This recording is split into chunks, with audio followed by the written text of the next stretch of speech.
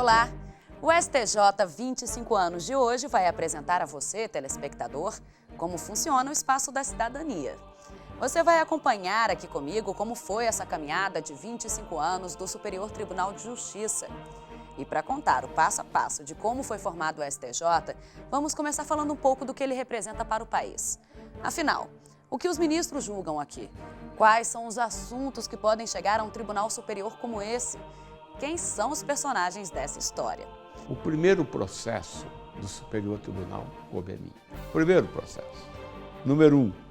Você acompanha tudo isso agora e vai entender por que este é o Tribunal da Cidadania. O STJ 25 anos começa agora.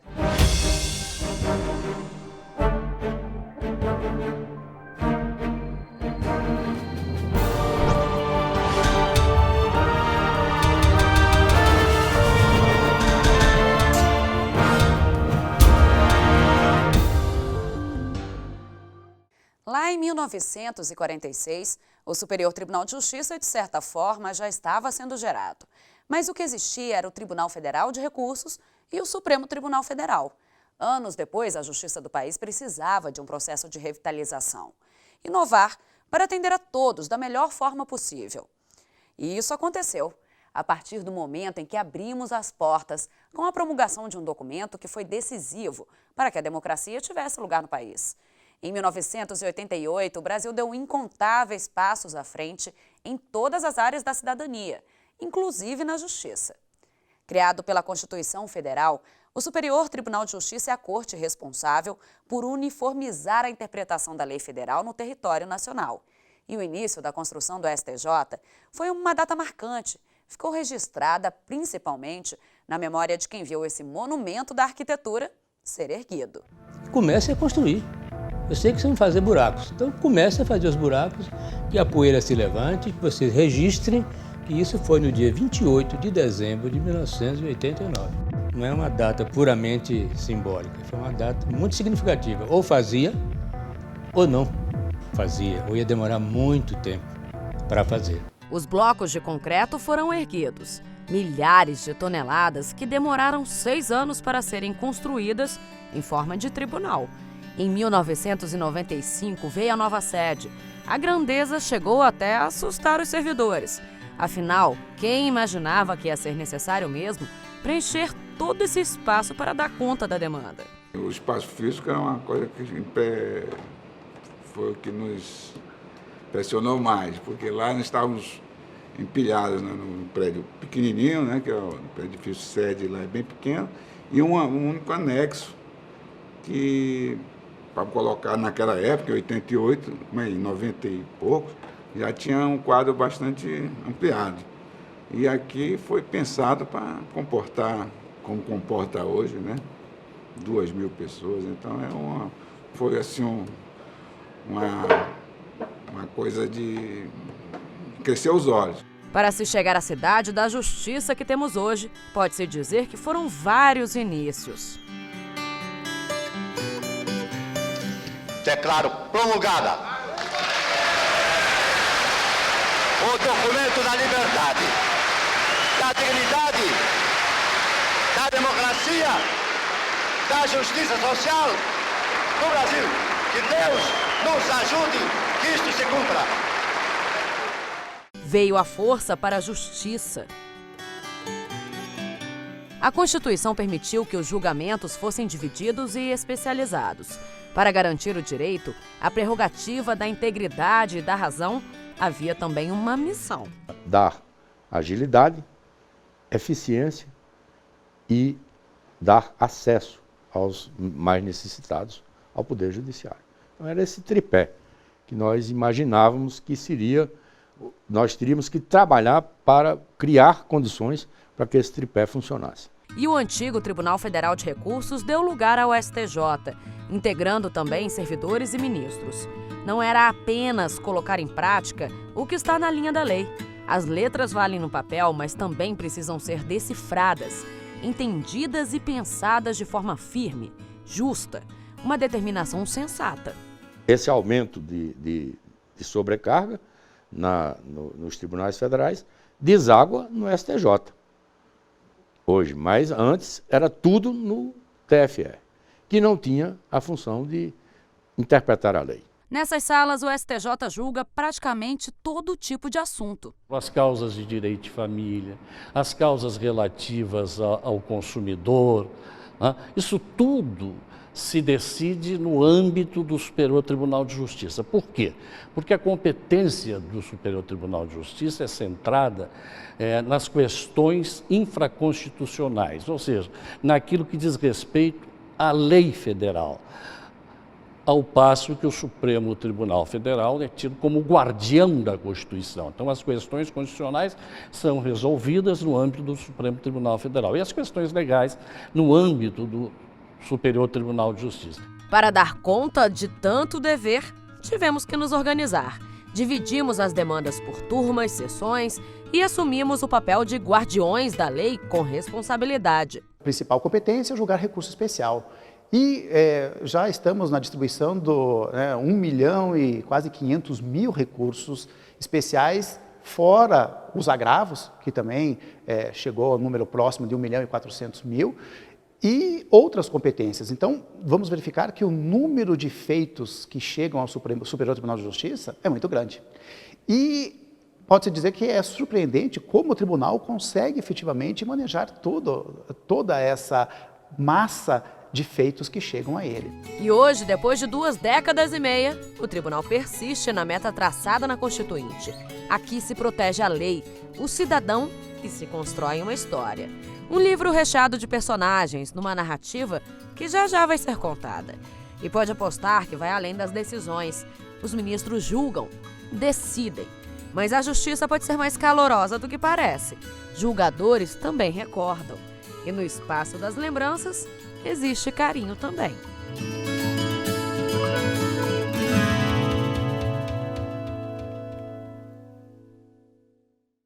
Quem fez e quem faz o nosso tribunal? Como é feita a divisão de julgamentos diante dos 300 mil processos que o STJ recebe todo ano? Você vai saber daqui a pouquinho. A gente volta já.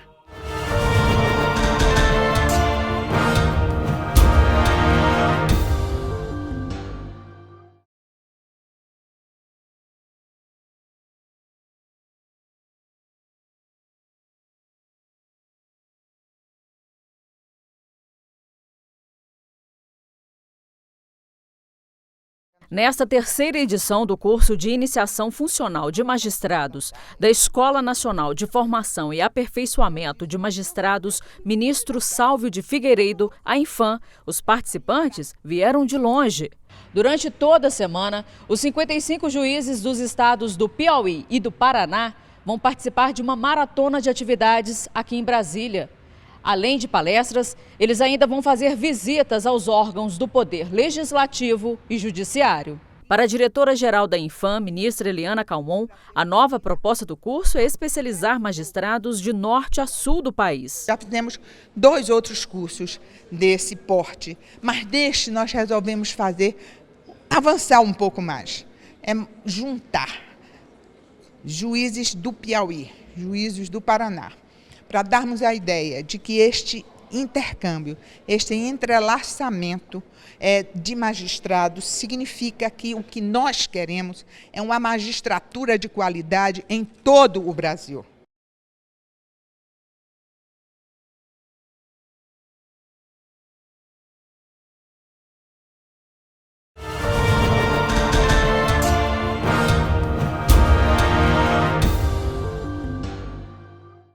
E 1.200 processos todos os dias. É uma demanda enorme. Mas como tudo isso é dividido entre os ministros? Recebemos de tudo aqui no tribunal, de processos envolvendo políticos, casos criminais, até os casos de família. Por isso as áreas do direito são divididas, o que proporciona mais agilidade nas decisões. O STJ é composto de, no mínimo, 33 membros, nomeados pelo presidente da República. Brasileiros com mais de 35 anos e menos de 65, que têm um pleno conhecimento jurídico e experiência. O candidato a ministro passa pela sabatina, responde a uma série de perguntas no Senado Federal, que tem que aprovar o nome do futuro ministro. O artigo 228, naquilo que que estabelece, reafirma a nossa tradição jurídico-penal, dizendo que menores de 18 são, sim, penalmente inimputáveis. A formação da Corte é considerada interessante pela diversidade. 1/3 dos membros é formado por juízes dos tribunais regionais federais, 1/3 de desembargadores dos tribunais de justiça e 1/3 em partes iguais entre advogados e membros do Ministério Público Federal, Estadual e do Distrito Federal. Somos divididos em seções e turmas. Existem 3 seções especializadas de julgamento no STJ. Cada seção é formada por 2 turmas especializadas e cada turma é integrada por 5 ministros. A primeira seção é composta por ministros da primeira turma e da segunda turma. Aprecia matérias de direito público, como questões administrativas e tributárias. A segunda seção, composta por ministros da terceira e da quarta turmas, decide sobre matérias de direito privado, examinando questões de direito civil e comercial. Já a terceira seção, composta por ministros da quinta turma e da sexta turma, julga causas que envolvam matérias de direito penal, como habeas corpus e matérias de direito público e privado, não cobertas pela primeira e segunda seções. O plenário é o órgão que resolve as questões administrativas, sob responsabilidade dos magistrados. Vota o regimento interno, assim como os nomes que compõem as listas tríplices dos futuros ministros. É o plenário do STJ que dá posse aos membros e elege a cada 2 anos o presidente e o vice-presidente da Corte. A Corte Especial é o órgão máximo do Superior Tribunal de Justiça.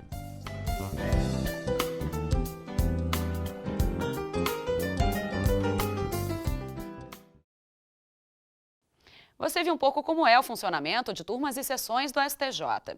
Aqui no nosso estúdio, eu conversei com a Cláudia Beck, que é secretária de órgãos julgadores do Superior Tribunal de Justiça. E ela explicou melhor para a gente como é todo esse funcionamento.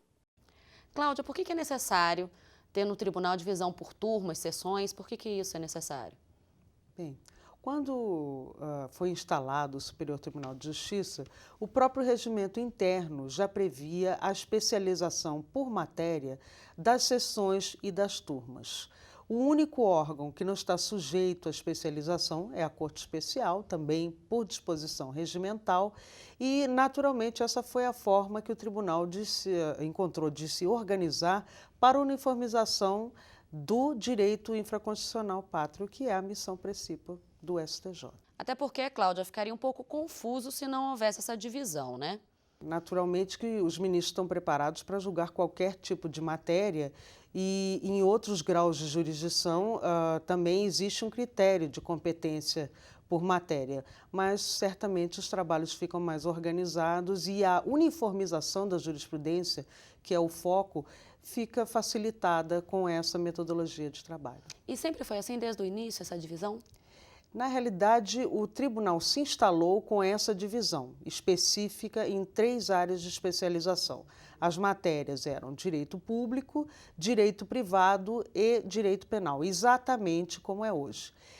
Entre a data atual e a instalação do tribunal, houve algumas modificações decorrentes de emendas regimentais que determinaram a transferência de algumas matérias de direito público e privado para a seção que hoje é apenas penal.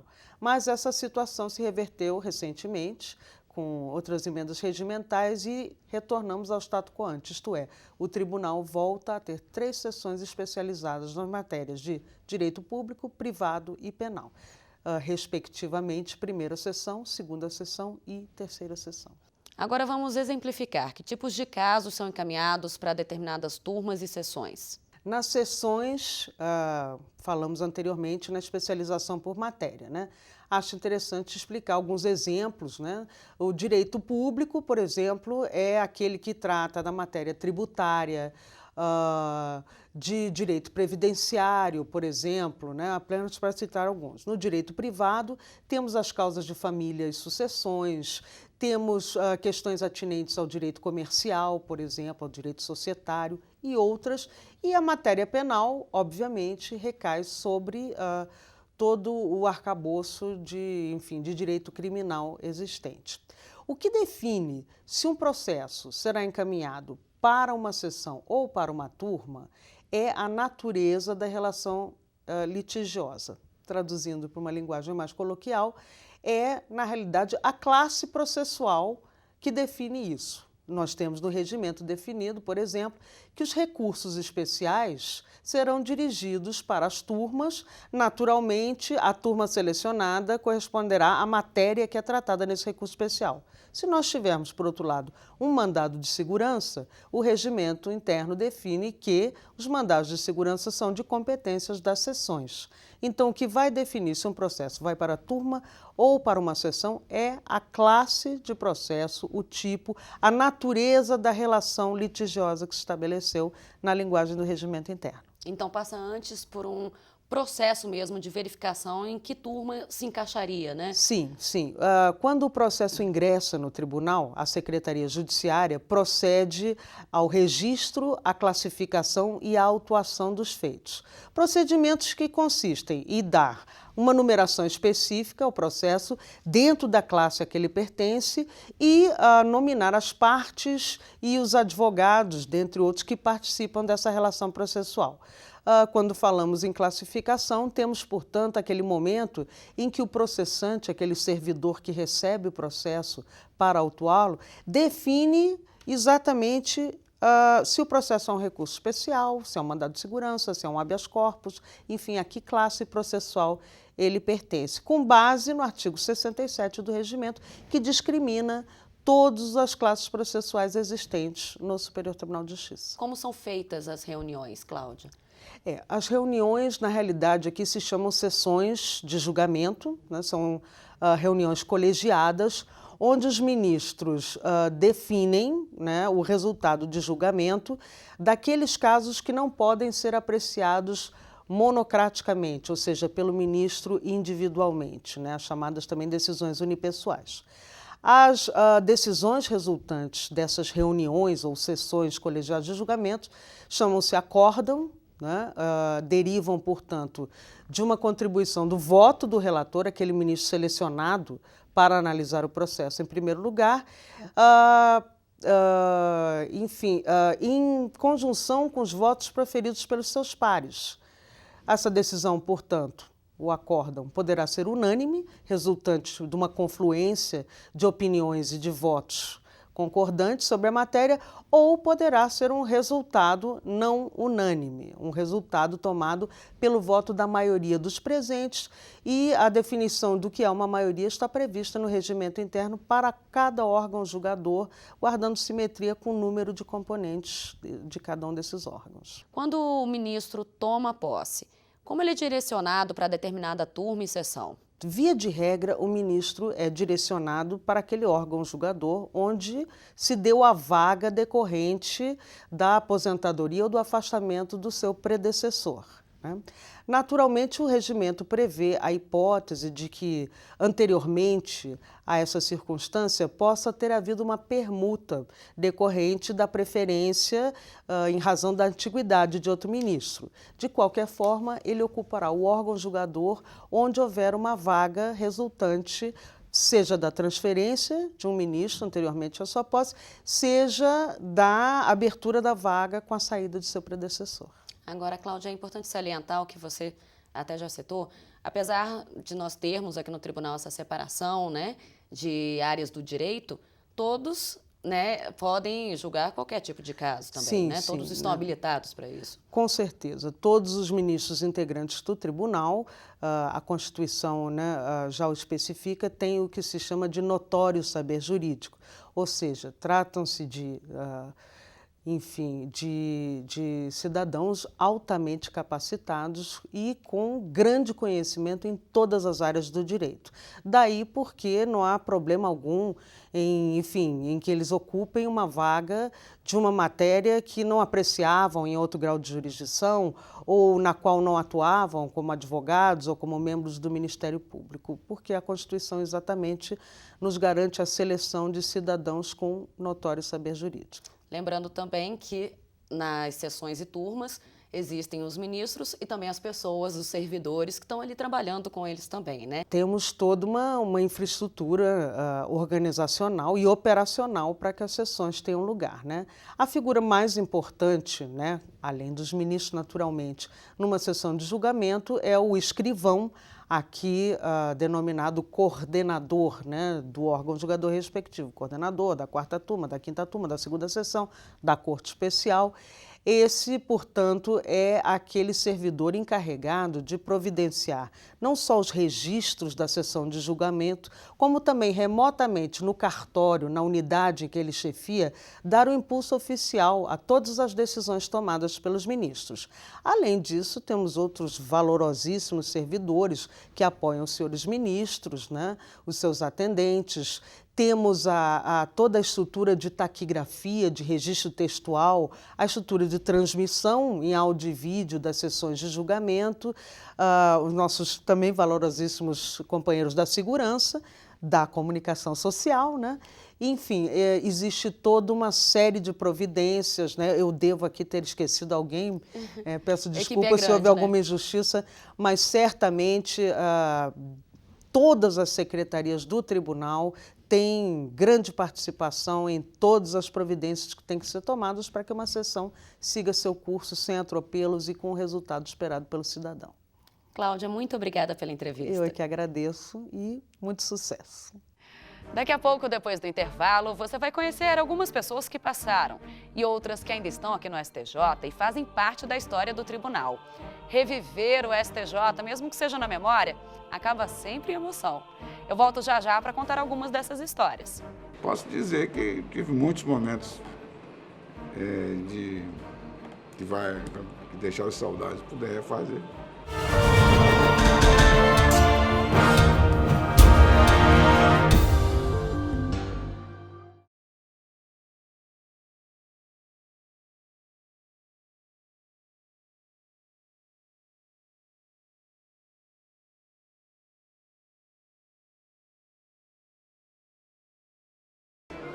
Ministros do Superior Tribunal de Justiça, juristas e advogados prestigiaram o lançamento do livro Os Limites do Juiz para a Correção do Erro Material, no Espaço Cultural do STJ. A autora da obra é a advogada e ex-presidente da Ordem dos Advogados do Brasil, no Distrito Federal, Estefânia Viveiros. O livro é resultado da tese de doutorado em que a autora estudou a necessidade da correção de erros para que o serviço prestado ao cidadão seja sempre o mais transparente possível. E é um livro que fala de erro material com 16 capítulos, ou seja, o erro material no processo de conhecimento, o erro material nos recursos, o erro material nas leis extravagantes, como a lei da arbitragem, como os juizados especiais, ou seja, é uma análise mais profunda da caracterização do erro material, da sua análise, da possibilidade das suas correções.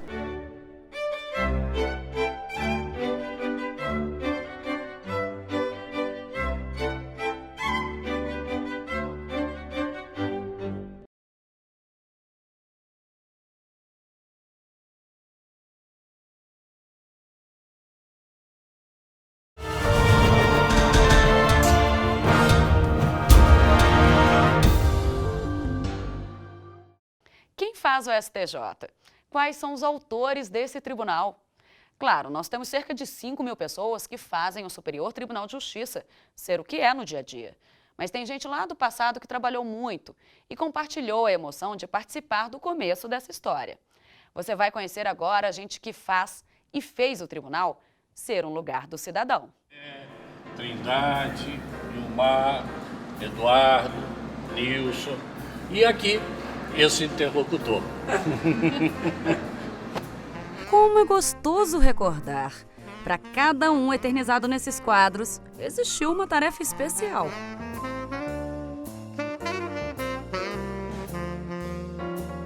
O primeiro processo do Superior Tribunal coube a mim. Primeiro processo. Número 1. Ele foi promotor público, procurador de justiça. Nilson Naves foi nomeado ministro do Tribunal Federal de Recursos e quando o TFR se tornou STJ, permaneceu no cargo.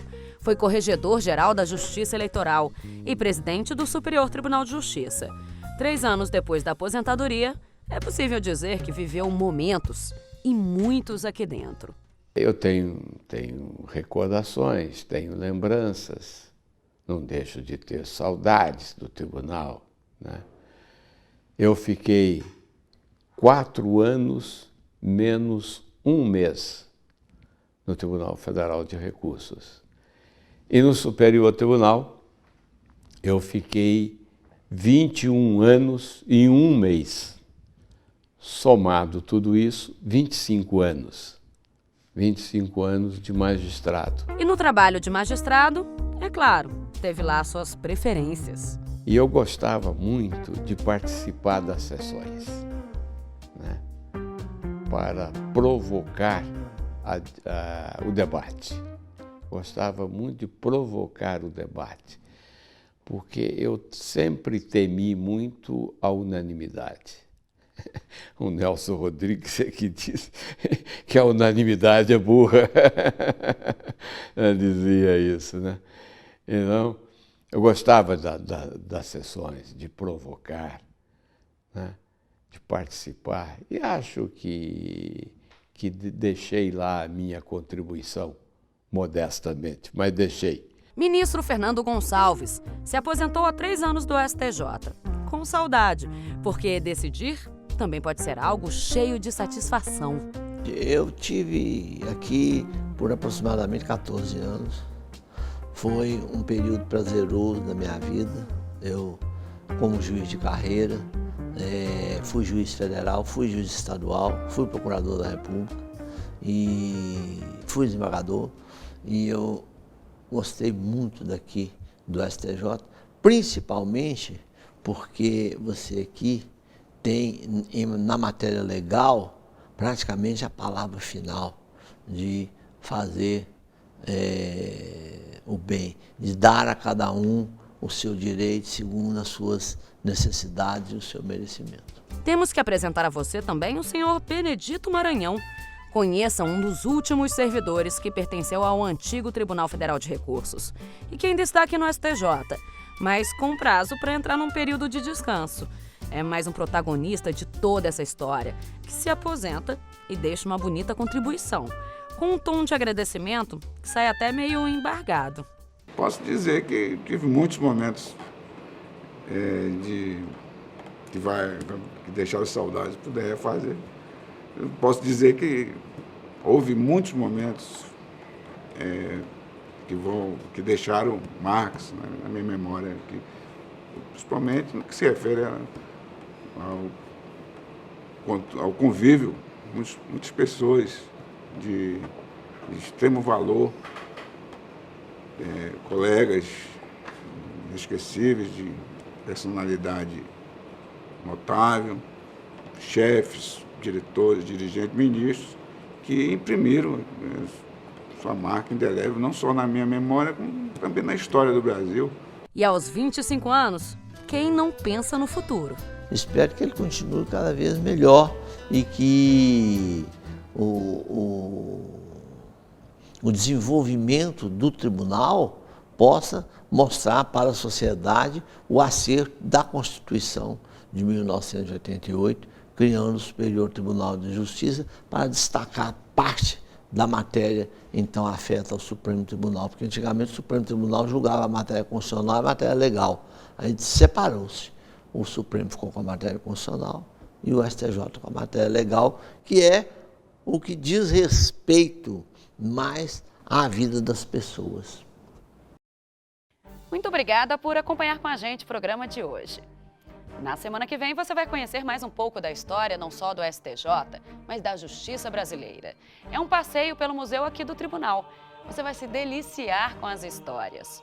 Você vai conhecer também e até relembrar como alguns objetos bem antigos eram usados e hoje se tornaram relíquias. Eu conto com vocês. Até semana que vem.